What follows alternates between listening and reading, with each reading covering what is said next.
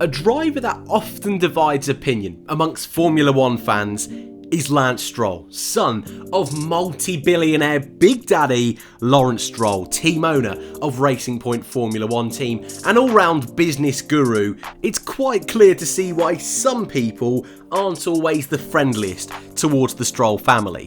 However, if there is anything that 2020 has taught us, and yes, there has been a lot of things going on this year, is that Lance Stroll is a much better driver, a far greater driver actually, than anyone gives him credit for.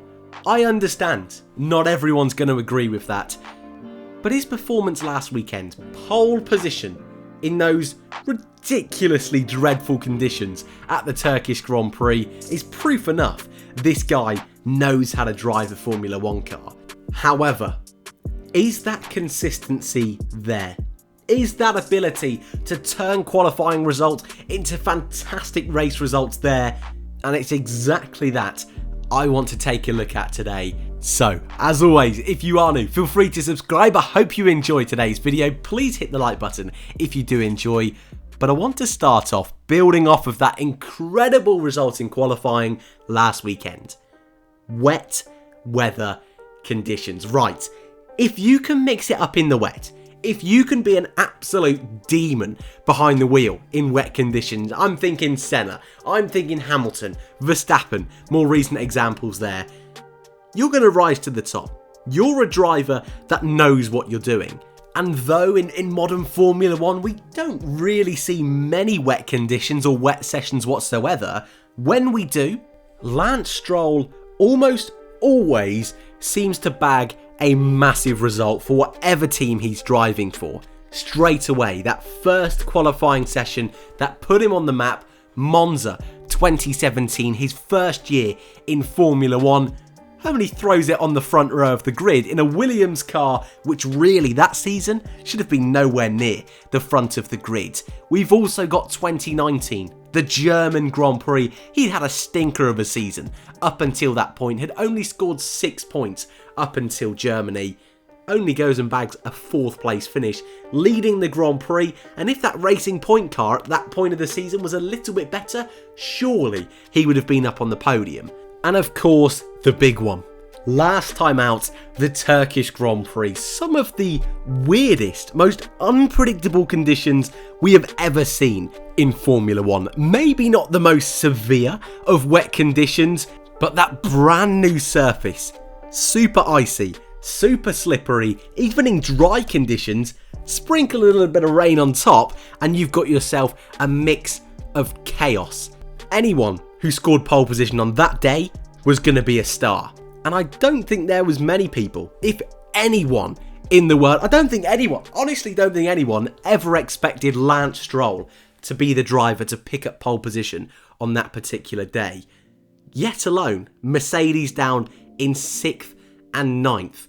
Lewis Hamilton 5 seconds behind Lance Stroll's time.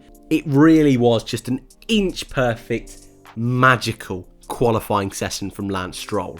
The race itself, a real mixed bag, because up until the halfway point, Lance Stroll had led almost every single lap, whereas drivers such as Bottas, Verstappen, Hamilton were all making mistakes. Lance Stroll and Sergio Perez didn't make any, and in hindsight, just one terrible strategy call. At the time it was the right thing to do, but one awful call on Lance Stroll's side of the garage has taken away a guaranteed double podium, gifted it to Sergio Perez, and put Lance Stroll right to the back of the points.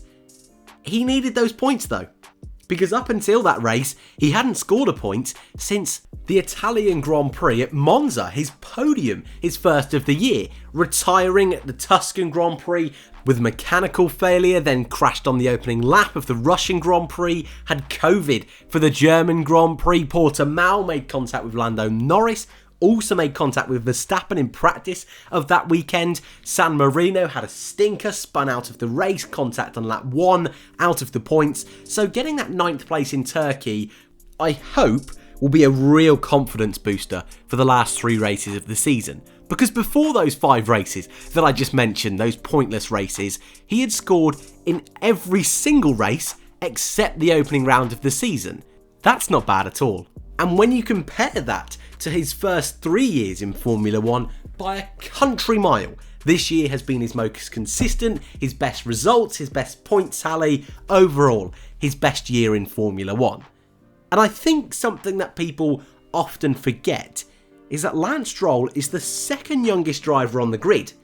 The only person younger is Lando Norris, and yet Stroll has got 4 years of Formula 1 experience. That decision, all the way back in 2016, to rush Stroll straight from winning GP3 into Formula 1 had its pros and had its cons. Yes, Lance was able to jump into Formula 1 a lot quicker than most other drivers his age. However, that does mean that the majority of his learning wasn't able to take place in Formula 2 or another season in another lower category. He had to do it under the spotlight. However, having that limelight on him, knowing his background, I think elevated people's perceptions and opinions way quicker than it ever should have, and probably would with any other driver joining Formula 1. That being said, I don't necessarily think those first 3 years were particularly awful. A front row start in Monza that we mentioned earlier, a podium in his 8th race in his Formula 1 career, at Baku, of all places as well, one of the most tricky circuits on the Formula 1 calendar. But over these first 4 seasons, the one thing that I think Stroll is really lacking is that bit of consistency. Granted, it's not always his fault. Those first 2 Williams cars, his first 2 seasons, especially 2018, there's no way he was going to be able to consistently score points. But it certainly would have helped if he was able to consistently out-qualify Sergei Sorokin, always beat him in the races, and he wasn't quite there yet.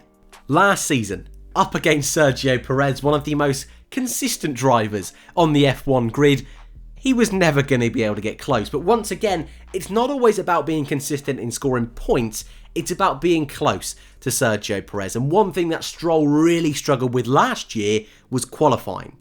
This season, what a different story. Of course, that pole position last time out, but also for the entire season, Stroll has at least been nip and tuck with Sergio Perez up until that result in Tuscany and that real dip of form in the last 5 races before Turkey. Next year, Aston Martin are coming on board, and that's going to be a real challenge for Lance Stroll for several reasons.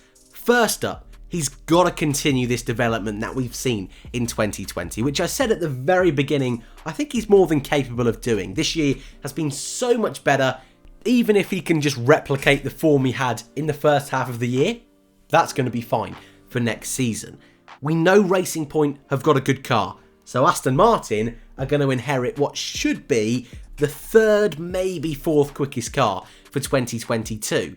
As a brand, just the name Aston Martin coming into Formula 1 is going to be another limelight cast onto Stroll. How is he going to be able to cope with that pressure? I think okay, considering he's always had so much media scrutiny, so much focus throughout his Formula 1 career. Yes, it's a little bit more pressure, a little bit more focus, but I think he'll be just okay. The biggest challenge will be Sebastian Vettel. Because we all know Lawrence Stroll is so excited to have Seb at the team, and if Aston Martin can help revitalise Vettel's career, take him back to those 2017, 2018 Ferrari days, and more importantly, take him back to those Red Bull glory days, Vettel, Stroll's going to have a real driver up against the teammate. But if Stroll is able to consistently be within reach of Sebastian, or maybe, it wouldn't surprise me, if Stroll is able to beat Sebastian Vettel, what a real statement that will be for Lance and his career. If he is able to transform his role as it is now, as that rear gunner trying to catch Perez, if he's able to become the team leader at Aston Martin and put in those performances like we saw at Turkey, like we saw at Monza earlier on this year, I've not even mentioned that second podium at Monza, like we saw starting 3rd in Hungary, 4th as a result, 4th in Spain, beating Perez consistently in that first half of the year. If he's able to do that, I don't see why Stroll isn't the real deal. I don't see why Stroll isn't able to have a long career and successful career in Formula 1. Is he championship material? I'm not too sure. Maybe that's a bit of a push, but I'd love to know your thoughts in the comment section down below. Is Lance Stroll the real deal? Let me know. Thank you all very much for watching. I hope you enjoyed. I'll be back over the next couple of days building up to the Bahrain Grand Prix. I've got a couple more coming out over the next couple of days, swinging things back into gear for the end of the season. Thank you all very much for watching, and I hope to see you all in the next one.